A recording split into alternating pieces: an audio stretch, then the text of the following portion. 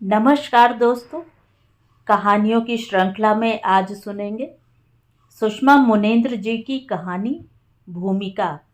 तो आइए सुनते हैं कहानी। तानिया ने जैसे ही सुबह अखबार में पढ़ा कि आज तंबाकू निषेध दिवस है, तो उसने सुलेख से तुरंत कहा, सुलेख, क्या तुम्हें मालूम है आज तंबाकू निषेध दिवस है? यह तुम्हें अजीब सा नहीं लगता कि तंबाकू निषेध दिवस भी मनाना है और बाजार में खुलेआम तंबाकू भी बिकती रहे? आखिर क्या है इस दिवस को मनाने का प्रयोजन? और क्या कोई एक भी व्यक्ति इस दिवस को मान्यता देते हुए तंबाकू त्याग करता होगा? सुलेख को लगा तानिया उस पर कटाक्ष कर रही है। यह सब सुनाकर क्या तुम मुझे ताने दे रही हो? अपने मुंह के छालों के कारण मैं पहले ही परेशान हूं। यही होता है, दोनों के बीच संवादहीनता की स्थिति होती है या कटुता की। सामान्य भाव से न कोई कुछ कहता है न दूसरा ग्रहण करता है। 10 बजे सुलेख कार्यालय चले गए और 11 बजे डॉक्टर कॉलरा फोन पर थे। देखिए मिसेस सूर्यवंशी, आपको पता ही होगा सूर्यवंशी जी मुझसे ट्रीटमेंट ले रहे हैं। दरअसल मैं उनसे ऐसा कुछ नहीं कहना चाहता जो उन्हें भावनात्मक रूप से कमजोर करे। ऐसी क्या बात हो गई? सुलेख के मुंह में इन दिनों छाले जरूर हो गए हैं, जो पहले भी होते रहे हैं, और वे हामाइसिन सस्पेंशन आदि लगाते रहे हैं। आप बहादुरी से काम लेंगी, इस निवेदन के साथ बताना चाहता हूं कि सूर्यवंशी जी को माउथ कैंसर की शुरुआत हो चुकी है। आपको उन्हें तंबाकू सेवन से रोकना है। तानिया नहीं कह सकी कि मैं तमाम जतन कर हार चुकी हूँ। आप नहीं जानते कि तंबाकू को लेकर इस घर में कैसे कैसे विवाद और संघर्ष हुए हैं, पर सुलेख तंबाकू छोड़ने को तैयार नहीं है। क्या यह बात सुलेख जानते हैं? हाँ, अनुमान तो होगा ही।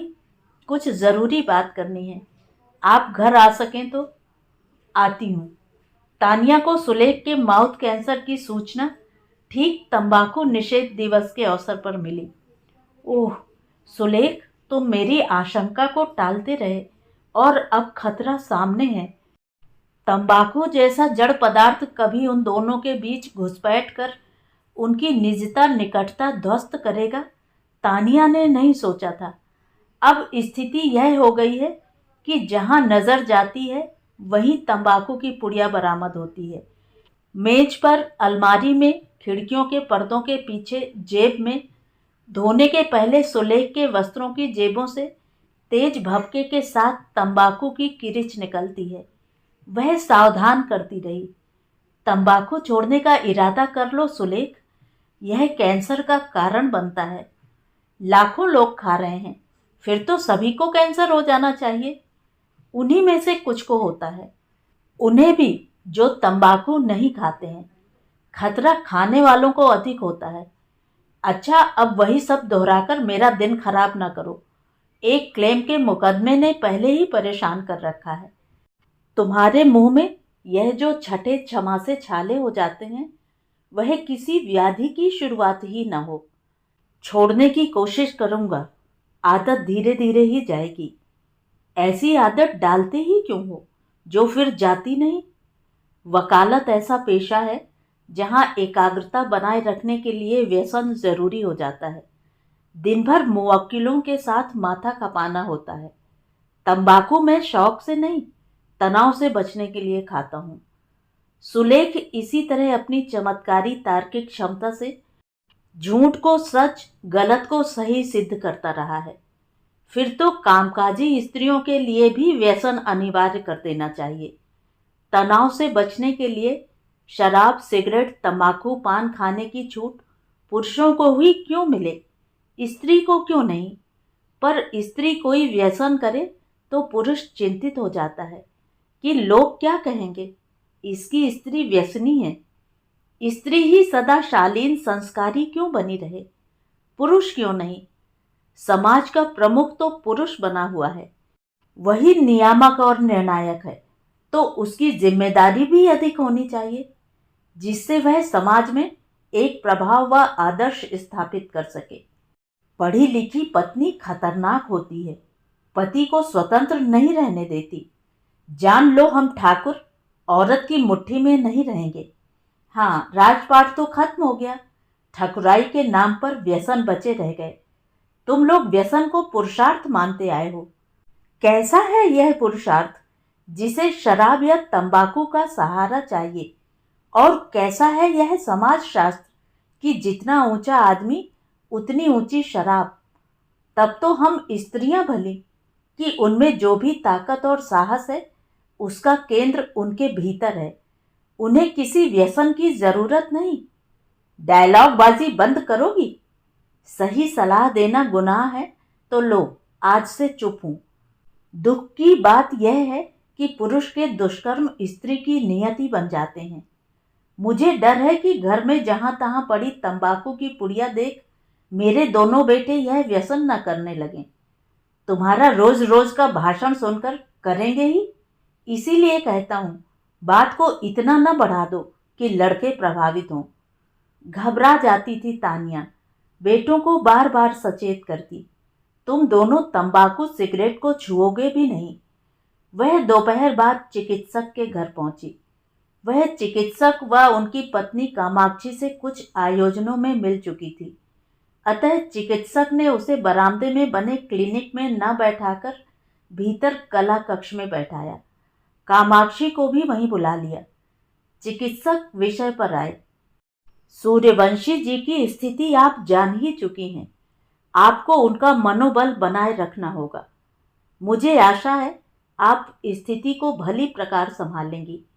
उन्हें तंबाकू छोड़ना ही होगा। यह कठिन जरूर है पर असंभव नहीं। आप उन्हें अच्छी तरह समझती हैं, इसलिए सौहार्द बनाए रखकर उन्हें भरोसा दें।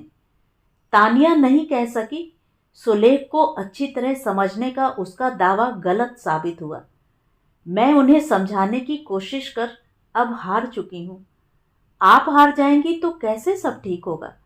आदत धीरे धीरे ही जाती है। तो पुरुष ऐसी आदत डालते ही क्यों हैं जो जाती नहीं? क्या सुलेख को तंबाकू के खतरे मालूम नहीं थे? मेरी समझ में नहीं आता, जब सिगरेट के पैक पर लिखा होता है स्वास्थ्य के लिए हानिकारक है, तब सरकार इसे प्रतिबंधित क्यों नहीं करती? तंबाकू निषेध दिवस भी मनाना है और तंबाकू खुलेआम उपलब्ध भी रहे। आपका गुस्सा ठीक है, पर पुरुषों को फील्ड में काम करना होता है। बड़े तनाव रहते हैं। एकाग्रता बनाए रखने के लिए लोग ऐसी आदतें पाल लेते हैं। आप भी दिन भर व्यस्त रहते हैं, तरह तरह के रोगियों से जूझना होता है, तो क्या एकाग्रता बनाए रखने के लिए आपको भी व्यसन की जरूरत होती है? चिकित्सक मुस्कुराने लगे। कामाक्षी ने अबूझ भाव से उन्हें निहारा। बात आगे भी जारी रहती, किंतु संबंधित नर्सिंग होम से इमरजेंसी कॉल आ गया। जाना होगा। हम डॉक्टरों की जिंदगी यही है। दूसरों की जिंदगी बचाते बचाते हमारी अपनी निजता नहीं रह जाती। चिकित्सक जाने को उद्यत हुए तो तानिया भी चलने लगी। कामाक्षी ने रोका। आप पहली बार आई हैं, चाय पीकर जाएं। तानिया रुक गई। बात व्यसन पर ही होती रही। उसी तारतम्य में कामाक्षी कह बैठी, आप तो अपने पति के तंबाकू से ही परेशान हो गईं। यहाँ तो होटल राज दरबार में रोज रात को जुए और मदिरा की महफिल सजती है। हाँ, डॉक्टर साहब की बात कर रही हूँ। तानिया चौंक गई। चिकित्सक को तो मदिरा पान के खतरे मालूम होते हैं, फिर भी उनका यह आचरण आपको दुख नहीं देता? देता है, पर अब मैं डॉक्टर साहब के गुण दोषों में ही ना उलझकर उन पक्षों पर ध्यान केंद्रित करती हूँ जो मुझे सुख देते हैं। यह आसान स्थिति है, पर जब तनाव, दबाव या घुटन हो तब दूसरे पक्ष पर ध्यान ही कहाँ जाता है। मैं तो विद्रोह कर अब चुप बैठ गई हूँ और सुलेख को उनके हाल पर छोड़ दिया है। हाँ, एक दिन हमारी सहन शक्ति जवाब दे जाती है और तब हम मौन हो जाते हैं या विद्रोही। लोग सहसा विश्वास नहीं कर पाते। डॉक्टर साहब जो नगर के सबसे सिद्ध चिकित्सक हैं, शराब पीकर जुआ खेलकर देर रात घर आते हैं। इनके देर रात घर आने पर पहले मैं खूब कलह करती थी। शोर सुनकर मेरी तीनों बेटियां जाग जाती थीं। लेकिन डॉक्टर साहब के बारे में आपको यह सब कैसे पता चला? तानिया ने बीच में टोका। एक दिन मैं होटल राज दरबार जा पहुंची कि मेरा वहां होना शायद इन्हें ग्लानि से भर देगा। मैंने इनके साथियों से कहा, आप लोग यहाँ ना आए तो इनका आना भी बंद हो जाए। आप लोग क्यों एक दूसरे को तबाह कर रहे हैं? डॉक्टर साहब जैसे शिष्ट इंसान ने सार्वजनिक स्थल पर मुझे थप्पड़ मारकर कहा कि तुमने यहाँ आने की हिम्मत कैसे की? मुझे बड़ी शर्मिंदगी हुई कि इतना अपमान हम शिक्षित समर्थ स्त्रियों को सहना पड़ता है, तब निरक्षर निसहाय स्त्रियों की कितनी दीन दशा होती होगी। स्त्री चाहे जिस वर्ग की हो, वह शारीरिक, मानसिक, सामाजिक, आर्थिक किसी न किसी स्तर पर शोषित है और उसके पास सहने के अलावा कोई विकल्प नहीं है। नहीं सहती तो घर टूटता है और इस टूटने का ठीकरा स्त्री के सिर फूटता है कि इसे निभाना नहीं आता। यह पक्षपात ही तो अखर जाता है। घर को टूटने से बचाने की जिम्मेदारी हमारी ही क्यों हो? हमें ही क्यों कहा जाए, पति को खुश रखो, घर में शांति बनाए रखो? मैं रोते हुए घर पहुंची। मैं नियंत्रण खो रही थी। तब बड़ी बेटी कहने लगी, माँ, हम तीनों बहनें तुम्हारी कुछ नहीं है। पापा ही सब कुछ हो गए कि तुम एक उन्हें ही लेकर हरदम सोचो। तुम हमारी खातिर खुश नहीं रह सकती। उसी दिन मुझे लगा, हम अपने दुख या अभाव को इतना व्यक्तिगत क्यों मान लेते हैं कि सोच नहीं पाते कि वह दुख दूसरों को कितना प्रभावित करेगा। क्लेश और कलह का बच्चों के विकास और वृद्धि पर बुरा असर होगा। मैंने प्रण किया, मैं ऐसा व्यवहार नहीं करूंगी जो बिगड़े वातावरण को और अधिक बिगाड़ दे। मुझे हर हाल में अपनी बेटियों को स्वस्थ वातावरण और सुरक्षा देनी है। तब मैंने सोचा, डॉक्टर साहब क्या करते हैं, मैं इसी उधेड़ बुन में उलझकर क्यों रह जाना चाहती हूँ, जबकि वे मेरी भावनाओं को महत्व नहीं देते। इनकी हरकत मुझे इसलिए दुख देती थी क्योंकि मैं उन पर बहुत अधिक केंद्रित थी। तानिया को याद आया, कलह और उनके रोने धोने से बेटे खींच जाते हैं। ओह, ऐसा न हो बेटे भी विमुख हो जाएं। तो क्या अब निरुपाय होकर आप तटस्थ हो गई हैं? मेरा मतलब मौन नहीं। तटस्थ हो जाना समाधान नहीं, बल्कि पलायन है। इस तरह रिश्तों में निराशा बढ़ती है। यह सही है, पति पत्नी के बीच तनाव हो तो रिश्ते में वह बात नहीं रहती। फिर भी हमें रिश्तों को बचाए रखने की कोशिश करनी ही होगी, क्योंकि भागना कभी भी आसान नहीं होता। न समय से, न स्थिति से, न स्थान से, न खुद से और न ही रिश्तों से। समाज का अस्तित्व कायम है तो इसलिए कि परिवार है। मेरी पहली कोशिश यह होती है कि मैं स्वयं को कभी भी दयनीय न लगने दूं। मेरा एक व्यक्तित्व है और मैं निराश या अस्त व्यस्त रहकर अपने व्यक्तित्व को मात्र इसलिए खत्म नहीं कर सकती कि मेरे पति मदिरा या जुए में निमग्न हैं। जिंदगी में कोई एक पक्ष नहीं होता कि वहां से हमें हताशा मिली तो हम दूसरे पक्षों पर ध्यान न दें। यह नकारात्मक तरीका है। मैं उन पक्षों को याद रखती हूँ जो मुझे सुख देते हैं। मुझे नहीं मालूम डॉक्टर साहब में कभी सुधार होगा या नहीं, पर मुझे संतोष रहेगा कि मैंने घर के वातावरण को बिगड़ने से यथासंभव रोका है। यह समझौता या घुटने टेकना नहीं है, बल्कि मैं अपनी भूमिका को ईमानदारी से निभाना चाहती हूँ। तानिया मुग्ध भाव से कामाक्षी की बातें सुनती रही, फिर बोली, फिलहाल इतना कह सकती हूँ कि आपसे मिलकर मेरा उच्चाटन कम हुआ है।